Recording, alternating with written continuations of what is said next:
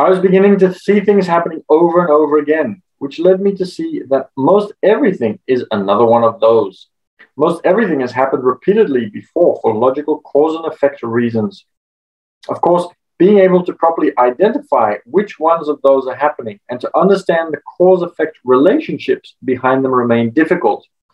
Though most everything seemed inevitable and logical in retrospect, nothing was nearly as clear in real time.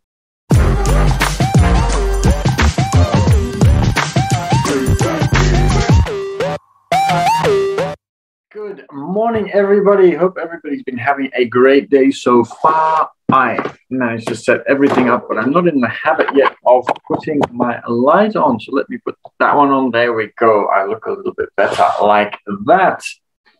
Okay, we are going to be reading Principles by Ray Dalio. I almost said Rich Dad, Poor Dad, because that is what we were reading, but we finished that one. And it's nice to see so many people sending hearts already on Bigo Live. So looking forward to reading Principles for you. Let me move everything over a little bit.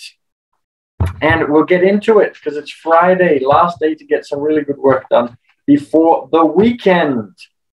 Okay, so we were talking about debt finance, overspending in the 1960s, continued into the 1970s. Easy money, gold-backed dollars no longer in play. So prices were going up, inflation. And we were talking about the fact that it's very similar to now. So Ray Dalio says, the lesson, when everybody thinks the same thing, such as what a sure bet the Nifty 50 is, it is almost certainly reflected in the price, and betting on it is probably going to be a mistake. I also learned that for every action, such as easy money and credit, there is a consequence, in this case, higher inflation, roughly proportionate to that action, which causes an approximately equal and opposite reaction, tightening of money and credit and market reversals. Now, if you have an idea of when everything is going to turn, you can jump on something speculative as long as you know when you're going to leave, and make sure that you leave before it all crashes down. But it's obviously good to be able to buy things that are going to hold value over time. So Warren Buffett likes to talk about buying something and holding it for 10, 20 years and not wanting to buy or sell it in the meantime, because it will go up and down, but eventually you want it to be able to keep rising up. And if you hold it for the longer term, you have more chances of it doing that, and you don't really have to worry about the ups and downs. Whereas most people are more traders rather than investors, and traders are going to be looking at the daily ups and downs, and they're going to be concerned and worried, and they're going to be very focused on what is happening on a day-to-day basis. I was beginning to see things happening over and over again, which led me to see that most everything is another one of those. Most everything has happened repeatedly before for logical cause and effect reasons. Of course, being able to properly identify which ones of those are happening and to understand the cause-effect relationships behind them remain difficult. Though most everything seemed inevitable and logical in retrospect, nothing was nearly as clear in real time. So yes, there are patterns, but they are always slightly different. So for example, let's say that in the 1970s, there was very high inflation and the interest rate was increased, and it was increased dramatically, very quickly, and that was able to slow things down. This time around, it is the same thing, but the Federal Reserve is a lot slower at increasing the interest rates. So it is the same thing, but they've waited longer. So other things have also happened in the meantime. So it's not exactly the same scenario anymore. And interest rates haven't been put up. So it is a worsening of the inflation before they actually do anything about it. So depending on whether they now do something about it or not, and depending on whether they put interest rates as high as they were before then, or whether they don't, is going to determine the slightly different outcome. So we've got a basic idea of what might happen based on the past, but the circumstances are slightly different because we're not reacting to it in exactly the same way. Obviously, the world stage is different. So back in the 1970s, China wasn't the main supplier of everybody for everything. Back in those days, there wasn't a war going on. Back in those days, there were all these different things that were slightly different. Oil prices were different. They eventually ended up going sky high, and they had rationing in America for oil, for example. So things do have patterns, but it's still difficult to determine exactly, because there is these different circumstances when they happen. Because people chase what's hot and avoid what's not, stock investing fell out of favor after 1973, and commodity trading became the thing to do. With my background in commodities and my Harvard MBA, I became a sought-after property. Dominic and Dominic, a middle-sized 100-year-old brokerage firm, hired me as a director of commodities for $25,000 a year, which was near the top of what HBS graduate starting salaries were that year. My new boss paired me with an older, experienced guy who had lots of commodities brokerage experience, and we were assigned the task of setting up a commodities division. I was in way over my head, though. I was too arrogant to realize it at the time. I probably would have learned a lot of painful lessons had the job continued, but the bad stock market took Dominic and Dominic under before we'd made much progress. Oh dear. Probably too heavy still in the stocks and not in the commodities, which was doing well. And they weren't able to get the commodities up and racing early enough, and the company went under. As the economy unraveled, the Watergate scandal dominated the headlines. And I saw again how politics and economics intertwine, usually with economics leading. This downward spiral led people to become pessimistic. So they sold their stocks and the market continued to fall. Things couldn't have gotten much worse, but everyone was afraid they would. It was the mirror image of what I'd witnessed in 1966 when the market hit its top. And just as it was then, the consequence was wrong. Consensus was wrong. When people are very pessimistic, they sell out. Prices typically get very cheap, and action to improve conditions has to be taken. Sure enough, the Fed eased its monetary policy and stocks hit bottom in December 1974. I was going to say something, now I can't remember what it was that I was about to say, potentially about the Watergate scandal, but I'll come back to it if I think of it. At the time, I was single and living in New York. I was having a great time partying with friends from HBS and dating a lot. My roommate was dating a Cuban woman, and he set me up on a blind date with one of her friends, an exotic woman from Spain named Barbara, who could barely speak English. This wasn't a problem because we communicated in different ways. She thrilled me for nearly 2 years before we moved in together, got married, had 4 sons, and shared an amazing life together. She still thrills me, but is too private a person for me to say more about her. While I worked in the brokerage business, I also traded my own account. Though I had many more winning positions than losing ones, I can only recall the losing ones now. I remember one big one when I owned pork bellies.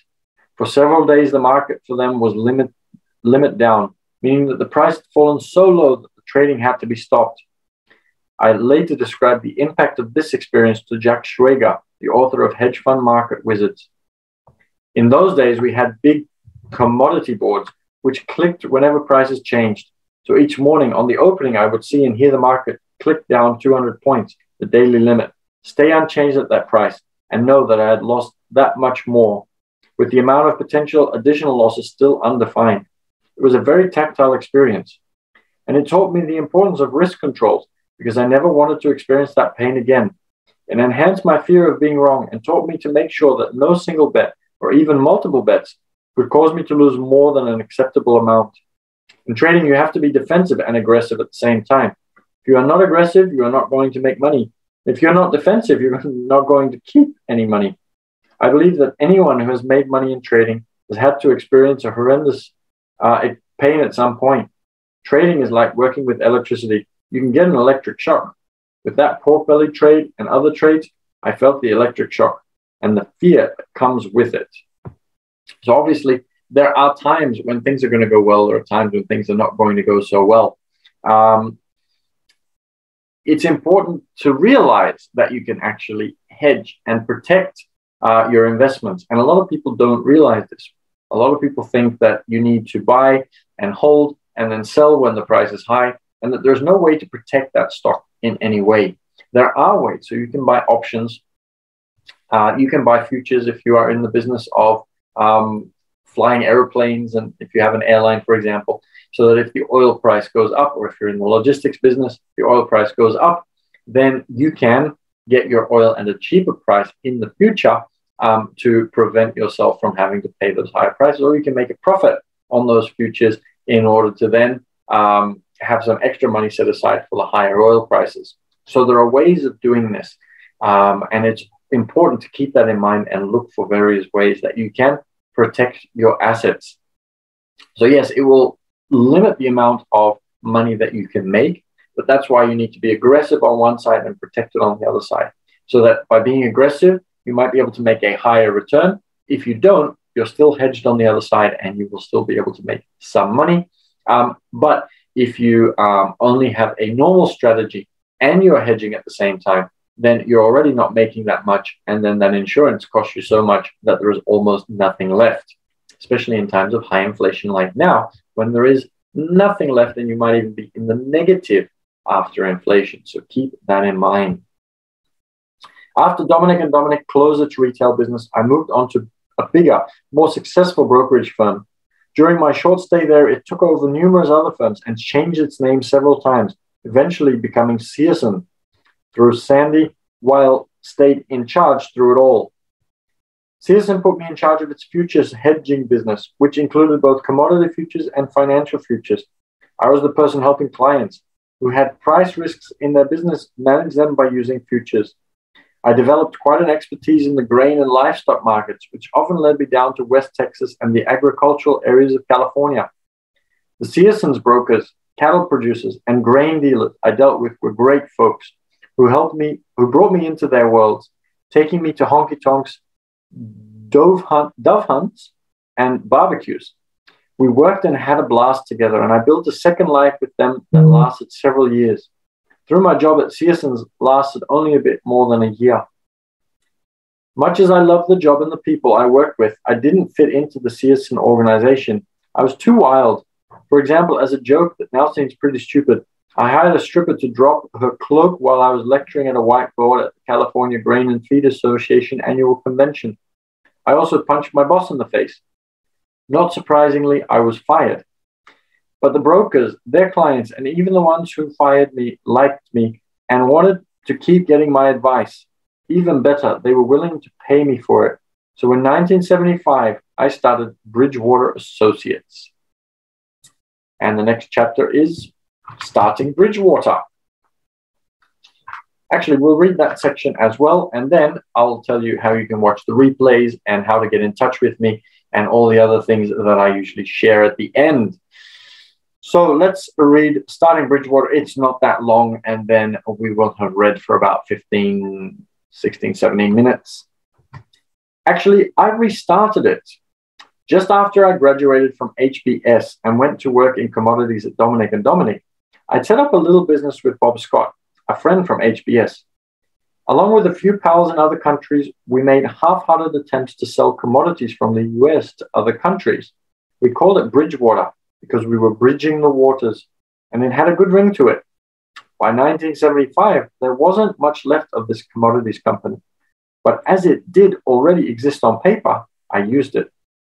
I worked out of my 2-bedroom apartment. When a pal from HBS who I shared the apartment with moved out, I made his bedroom an office. I worked with another friend I played rugby with, and we hired a great young woman who worked as our assistant. That was Bridgewater. I spent most of my time following the markets and putting myself in the shoes of my corporate clients to show them how I would handle market risks if I were them. And of course, I continued to trade my own account. Pursuing a mission with friends to help clients beat the markets was much more fun than having a real job. As long as my basic living expenses were covered, I knew I'd be happy.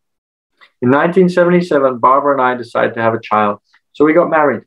We moved into a rented brownstone in Manhattan, and I moved the company there too.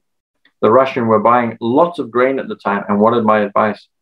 So I took Barbara on a combined honeymoon business trip to the USSR. We arrived in Moscow on New Year's Eve and rode by bus from the drab airport through a dusting of snow past St. Basil's Cathedral to a big party with a lot of incredibly friendly, fun-loving Russians.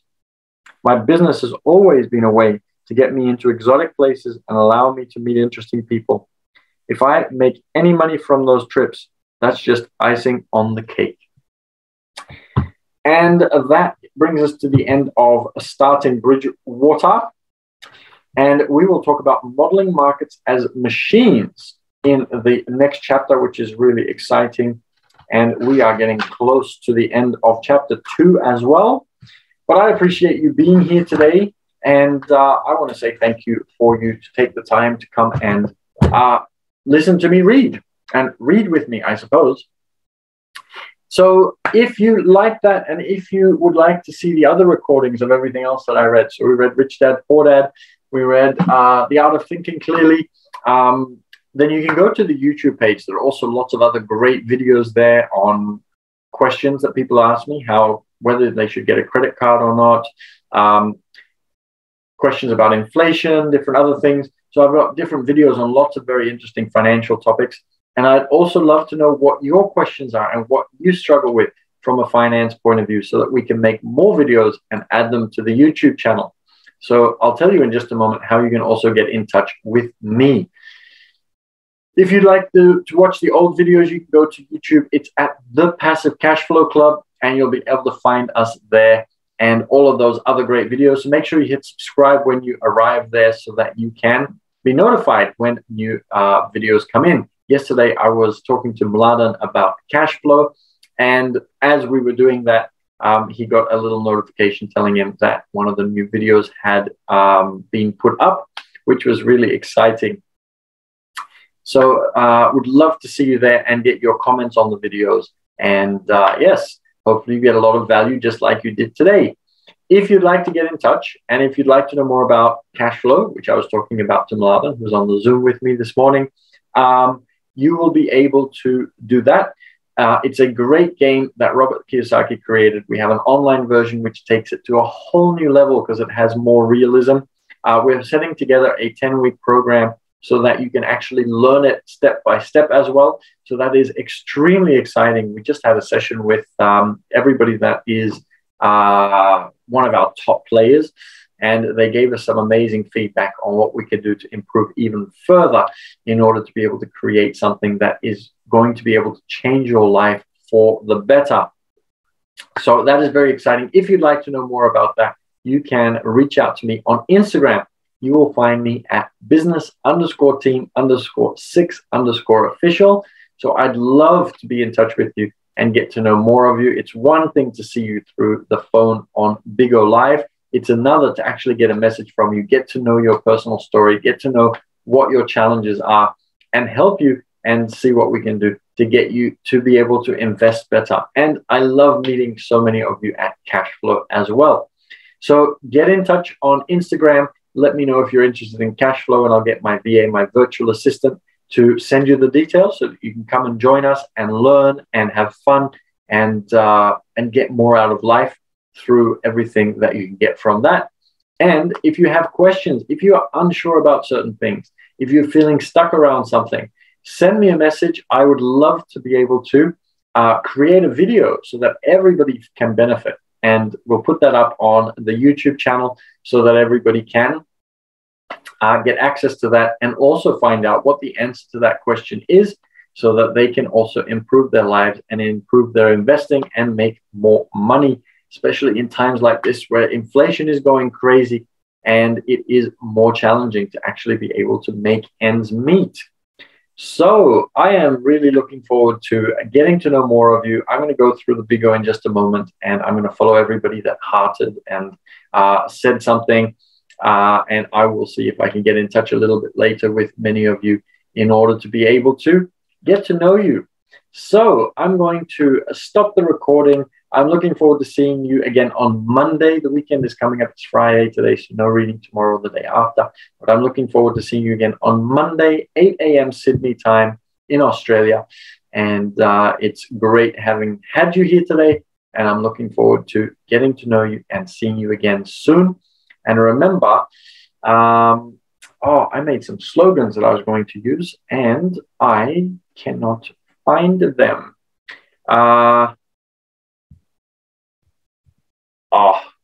I will have the slogan ready for Monday so that I can give you the slogan at the end of this video.